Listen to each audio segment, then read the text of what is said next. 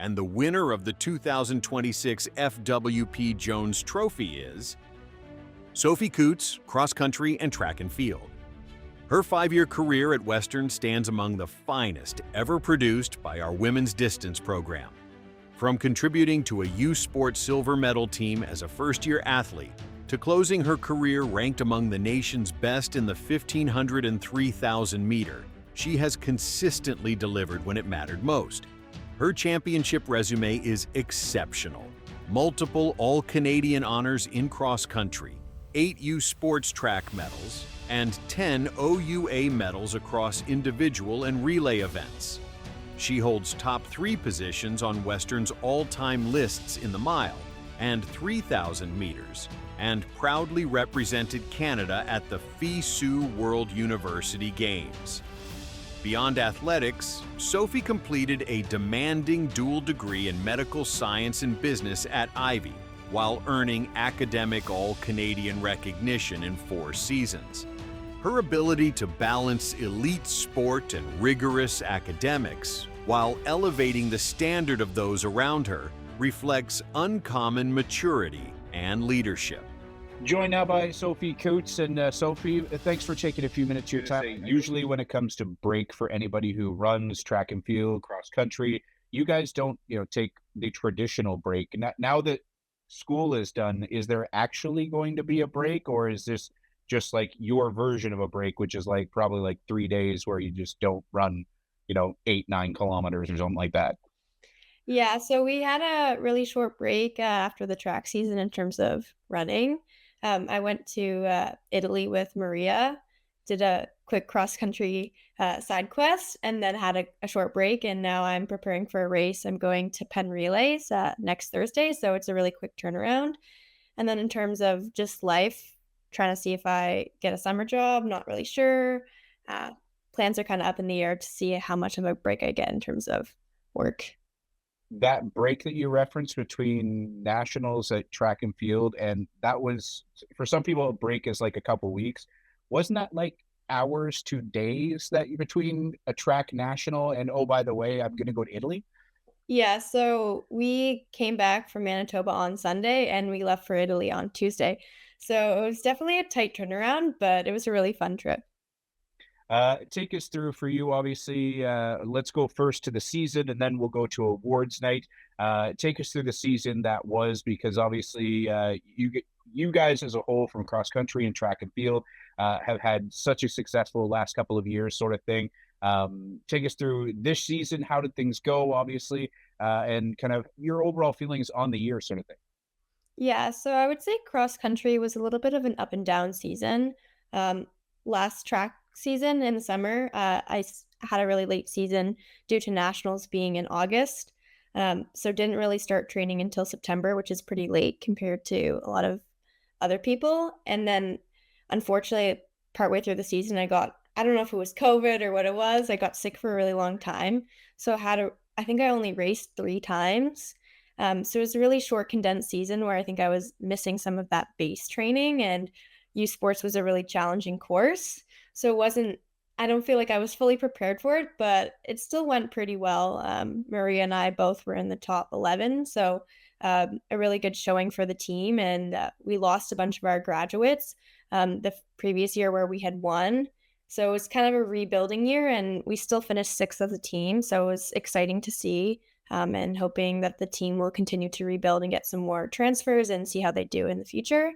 And then for the track season, it was a bit more successful for me in terms of cross country. Definitely didn't accomplish everything I wanted to, but I was happy to finish the 3K. The past 4 years, I think I've been on the podium every year in the 3K, coming second and third. So I was really happy to finish getting first. It's been a goal of mine for a while, so happy to finish on that high note. Obviously, for those, and I know I jokingly say for the track team and in cross country, I know I've got the chance to be a little bit more around a little more in the last year or so. For some folks, there's a celebratory event. For some people, it's a very serious natured thing. For you and your sister, it always seems like you're having a good time, but the competitive edge is always there. So is that just the thing where you're just looking to get that much better and that much better? Is that just the competitive nature of who you guys are?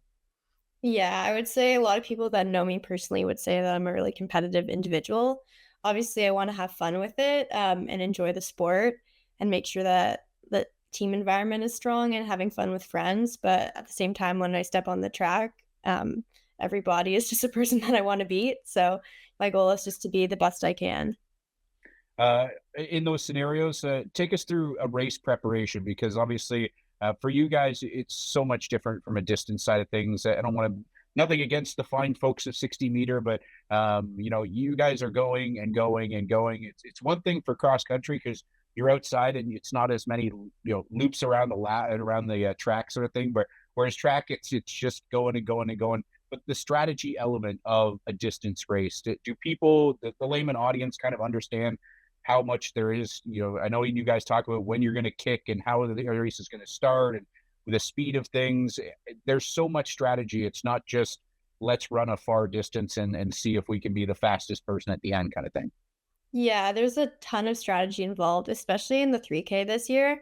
I don't know if you got a chance to see the race, but we went out our first kilometer in 3:40, which for context, like my personal best pace is 3:03 per kilometer. So it's like basically the same pace that I was running for 10K in Italy, over hills. So it was like a serious jog, which is something that I wanted. I wanted a slow race because I'm someone that runs 800, 1500, and 3000. So I knew that I had a lot of speed in comparison to other people. And I knew I had another race the next day. But you never know what's going to happen. You have to be prepared for every possible scenario. Like maybe it's fast from the gun, maybe it's a kick from halfway or 1K out, or it could be like a burn up over the last 400. But the whole point of a race is just kind of staying in it, like looking around, knowing what's going to happen, and reacting to moves. Or if you're the one that makes a move when you go, you got to put your foot down and not turn back and um, go full gas. Um, at this point, now that the career as a Mustang came, and I know when I got the pleasure of putting together some of the purple blanket reels and stuff like that. Have you taken a chance yet to sit down and maybe just like put all the medals out on a table and the awards and kind of be like, hey, I kind of did a whole lot of good things, or are you very much a live in the now and look towards the next thing sort of thing, and you didn't really take that chance to be like, hey, I've got this many medals and so on and so forth from a 5-year career? I think I've done a bit of reflection. I took most of my medals home over the years, to Toronto. So when I go home, I'll probably take a look at it and update my trophy case. I know I've had a lot of success over the past 5 years, which is really exciting, but also looking forward to the future and trying to achieve those next goals. Let's go back a week and a bit now as we chat sort of thing. Awards night going into it. Were there nerves? Were there excitement? What was your feeling going into the night? And then we'll get to when the announcements start rolling in. I think a little bit of both. Like, I was excited. I was pretty confident that I would get a purple blanket just based off of like other people on the team that had got a purple blanket. And Guy was like, if you don't get a purple blanket, I'm quitting. So I was pretty confident about that in terms of the I major. think I got that same threat. Yeah. Yeah. And in terms of like the major award, I wasn't putting too much pressure on myself to win the award. I knew that the other nominees were going to be really talented, and whatever happened, I'd be happy with the outcome. um, but it had to feel pretty good when you're standing on stage, especially for the outside audience. Purple Blankets recognizes the best of the best when it comes to fantastic careers, and then the F.W.P. Jones and the Claude Brown Award essentially is the best of the best of the best. That's got to feel pretty good to kind of put that cherry on top of the Mustangs career. Yeah, it feels amazing. I was a little bit surprised, but I feel like over my career at Western, there's been a lot of times where like I'd get second or not quite get that major award. So it was nice to um, finish on a high.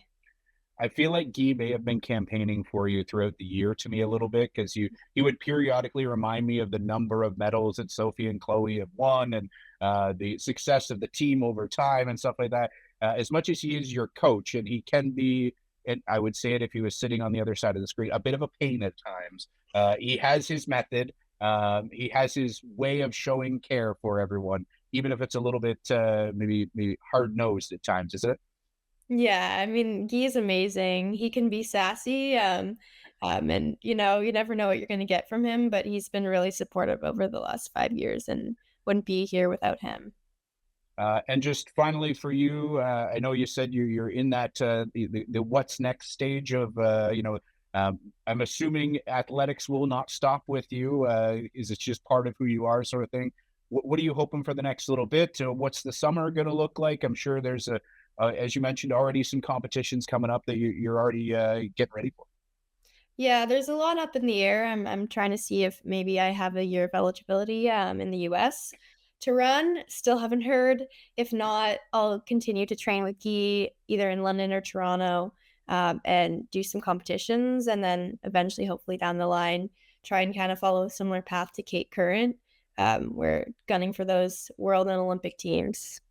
I have a feeling she is probably more than happy to continue to be the mentor over as has been for a while, right?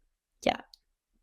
Awesome. Well, Sophie, thanks so much for this. Congratulations on the purple blanket and the F.W.P. Jones. Well deserved, and don't be a stranger. You can always come back and chat anytime you want. Yeah. Thank you so much.